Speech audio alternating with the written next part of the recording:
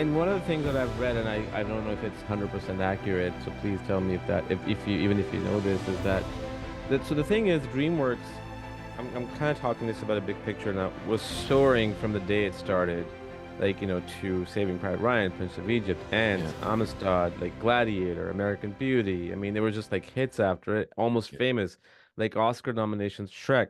And then, from what I have read, just like any other company, when you start off, you have all these bold decisions that you take chances, and then when you become bigger and when there's stocks and all that stuff, then the decision making becomes a little bit challenging because there's all these other people that are invested their money. And Sinbad, from what I have read, kind of became the last step to the fall of DreamWorks as a studio, and financially at least. Is that fair to say? Again, I just read this on a few publications online. It was definitely, for all the successes DreamWorks had up through, 2003, it was still a very expensive studio to run, and every movie had to perform. When you're only making a couple of animated films a year, and even making two was hard then. Yeah. You're pouring the energies of hundreds of people, and all the costs associated with a business, and frankly, it's a very expensive business because salaries are high. People make a good wage in the talent pool of animation. So in spite of the successes, when Sinbad failed, I don't think we ever got to the studio's in danger of shuttering, but it did put a wrinkle in like going public and other sort of ambitions of the studio, or going up to two or three films a year. Sinbad was definitely a pothole in the road, and the first really largish one, in spite of some disappointing, performance in other films. Do you remember the aftermath of the opening weekend, like having a conversation with the team or Jeffrey or your Yeah, co-director or the end? it's funny. The thing I remember the two conversations with Jeffrey. The first was on opening day on Friday. He sat me down. I think Patrick and Murray, my directing partner and producer, he sat the three of us down. And he goes, uh, "I'm always an optimist. I love this movie. I hope we're going to be surprised, but I've just seen all of the most latest market research. I think we're going to have a, a challenging weekend." So he Mm. he sort of laid the groundwork for, I think we're going to struggle. Um, and then the call on Sunday morning after we, really struggled, he's like, I'm sorry, it's just really the audience is not there for us this weekend.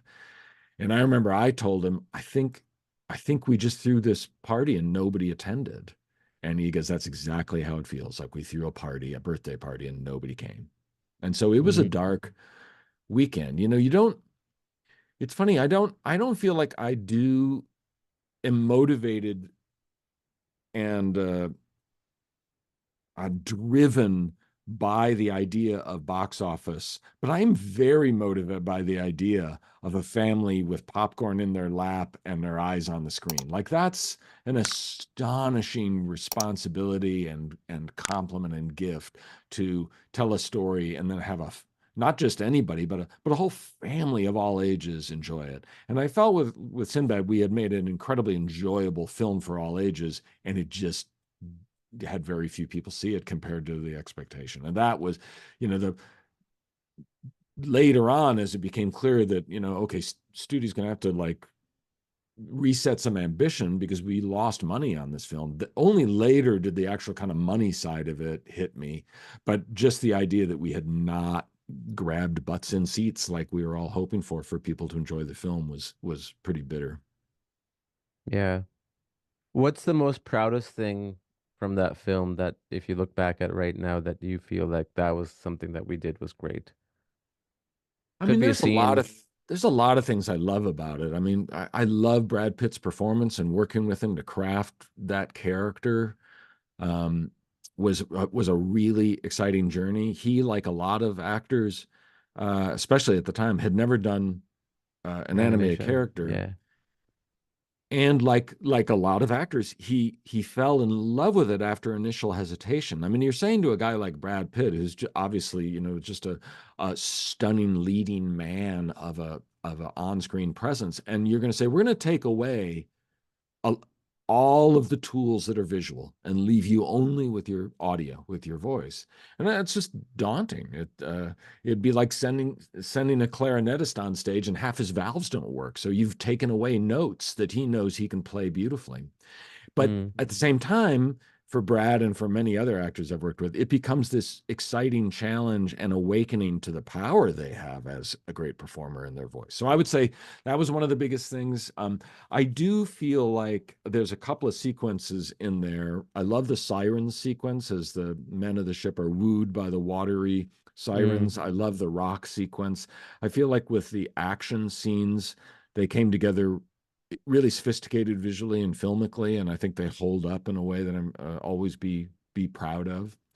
Um, and mostly what I remember and proud of in the film are the things that an audience never got to see. The incredible joy of working with traditional animators, drawn animation, their talent, their humility, and the power they could bring and the ideas they brought. My favorite moments of the film aren't on screen.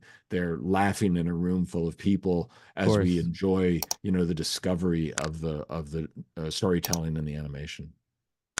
Yeah, that's true. That's so true. Do you think if Sinbad was to be released as a series now, do you think it would work? I I don't know. If anything, we're living in an even more meta age, meaning I don't think it would work. I think it would suffer from some of the same issues that we've discussed, which Mm, is you you either do it as a dark drama and really pour that on, or you go a little more irreverent and a little more Pirates of the Caribbean, a little more knowing, winking, outrageous with it. Um, but we tried to have our cake and eat it too in a way that I think is entertaining to watch, but feels old fashioned. And if you were going to do it today, the source material, of course, is still and always will be just wondrous in the true definition of wonder, like jaw-dropping set pieces and great classic heroic yeah. characters. So I would say that absolutely there's a version of Sinbad and A Thousand Nights, A Thousand One Nights that you could do today that would be incredible. But I don't think you could just transplant what we did with our DreamWorks Yeah. Sinbad to today without a serious reinvention.